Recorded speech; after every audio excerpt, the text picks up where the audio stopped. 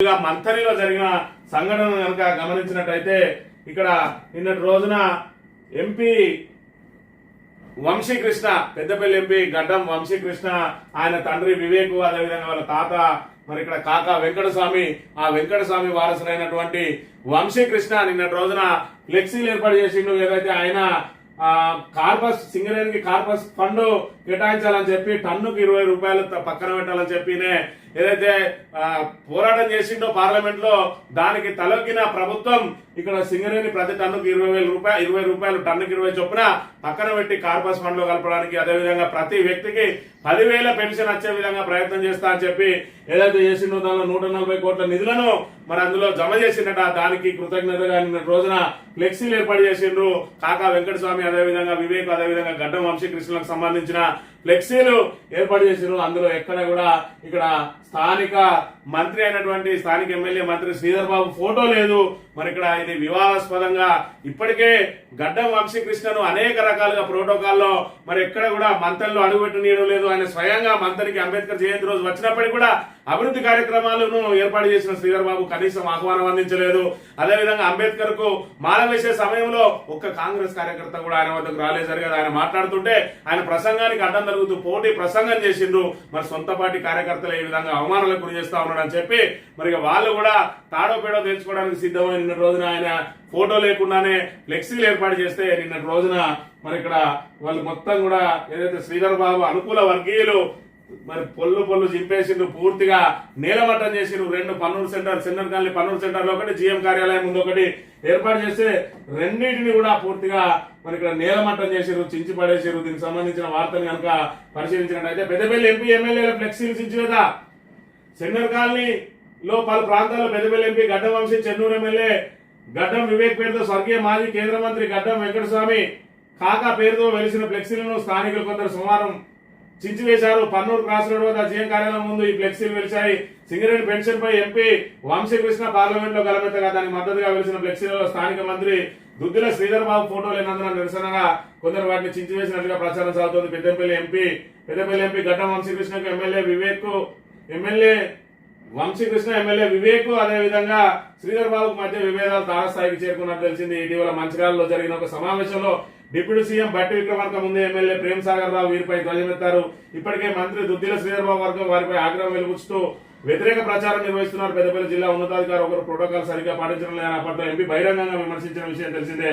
చంద్రకాల ఫ్లెక్సీలు చించివేయడంలో బహిర్గతంగా విభేదాలు బయటపడ్డాయి అని చెప్పవచ్చట.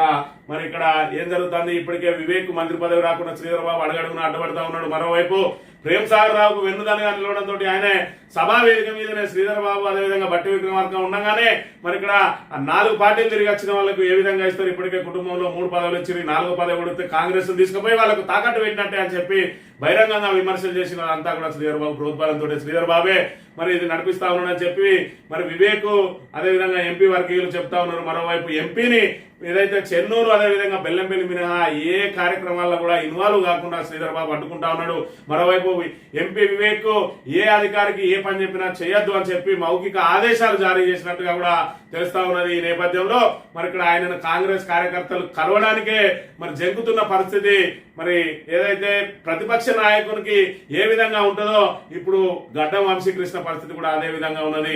మరోవైపు మంత్రి పదవి కోసం తీవ్ర ప్రయత్నాలు చేస్తున్న వివేక్ మరి ఇక్కడ మంత్రివర్గ విస్తరణ కోసం వేచి చూస్తా ఉన్నాడు. ఆయన కూడా మరి ఇక్కడ శ్రీధర్ బాబు మీద బహిరంగంగా మరి యుద్ధం చేయడానికి సిద్ధమవుతున్నట్టుగా నిన్నటి ఫ్లెక్సీని బట్టి తెలుస్తా ఉన్నది. ఏదేమైనా కాంగ్రెస్ కు సంబంధించి సొంత పార్టీ మరి ఇక్కడ దళిత నేతను ఈ విధంగా అవమానించడం, ఏదైతే నియోజకవర్గంలో అడుగుపెట్టనీయకపోవడం, ఆయనను ప్రోటోకాల్లో ఏడా కూడా ఆయనకు ప్రోటోకాల్ కల్పించకపోవడం, ఆయనను దేనికి అధికారిక కార్యక్రమాలకు ఆహ్వానించకపోవడాన్ని బట్టి చూస్తా ఉంటే ఇప్పటి వరకు దళితుల పట్ల మరి విపరీత ప్రేమను ఏదైతే ఒలకబోసిన శ్రీధర్ బాబు మరి దళిత ఎంపీ సొంత పార్టీకి సంబంధించిన దళిత ఎంపీని ఈ విధంగా అణచివేయడానికి కారణాలు ఏంటి అన్నది మంత్రి ప్రజానీకం గమనించాలి. ఓట్లప్పుడేమో దళితులను అడ్డం పెట్టుకొని మరి ఇక్కడ మంత్రి మధుకర్ లాంటి వాళ్ళను వాళ్ళ చావులను అడ్డం పెట్టుకొని శీలం రంగయ్య లాంటి వాళ్ళు ఏదైతే పోలీస్ స్టేషన్లో ఆత్మహత్య చేసుకున్నారో వాళ్ళ చావులను అడ్డం పెట్టుకొని మరి దళిత నేతలందరినీ బట్టి విక్రమార్క, సంపత్ కుమార్ లాంటి వాళ్ళందరినీ మరి ఏదైతే రాష్ట్ర స్థాయి నాయకులందరినీ కూడా మంత్రికి పిలిపించి ప్రతిపక్షాల మీద దుమ్మెత్తిపోస్తాడు. అధికారంలోకి వచ్చినాక ఈ విధంగా సొంత పార్టీ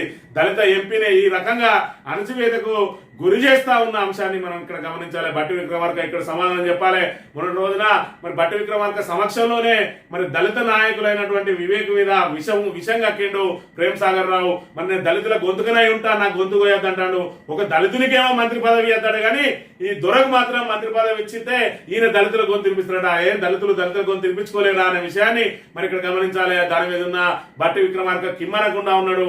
ఇక్కడ ఎంపీకి ఇన్ని రకాల అవమానాలు జరుగుతా ఉన్నా కూడా బట్టి విక్రమార్క ఎందుకు స్పందించడం లేదో మరి ఇక్కడ ఒకసారి దళితులందరూ కూడా ఆలోచన చేసుకోవాలి. దళితుల పట్ల మరి ఇక్కడ కృత్రిమ ప్రేమ ఒలకపోసే వాళ్ళు మరి ఇక్కడ ఓట్ల కోసం దళితులను ఏ విధంగా వాడుకుంటున్నారో మంత్రిలా అనే విషయాన్ని ఇప్పటికైనా గమనించాలి. మరి ఓట్ల ముందు మంత్రి మధుకర్ కోసం మరి ఇక్కడ ఏదైతే కృత్రిమ ఉద్యమకారులను బస్సులు పెట్టి తీసుకొచ్చి ఉద్యమాలు చేసిండు. ఇవాళ ఏమైంది? అధికారంలోకి వచ్చినావు, ఆ కేసుకు సంబంధించి ఏమైంది? ఇప్పటికి ఎందుకు వెళ్తున్నావు? 16 నెలలైంది. దాని మీద నిజానిజాలను బయట పెట్టాల్సిన బాధ్యత కూడా శ్రీధర్ బాబు మీదే ఉన్నది. అదే విధంగా ఏదైతే శీలం రంగయ్యకు సంబంధించి మరి ఇక్కడ పోలీస్ స్టేషన్ లో ఆయన ఉరేసుకుని ఆత్మహత్య చేసుకున్నాడో దాన్ని లాకప్ డెత్ గా చిత్రీకరించే ప్రయత్నం చేసిరు. దాని మీద కూడా మరి ప్రభుత్వం నీ చేతుల్లో ఉన్నది, పోలీస్ విభాగం అంతా నీ చేతుల్లో ఉన్నది.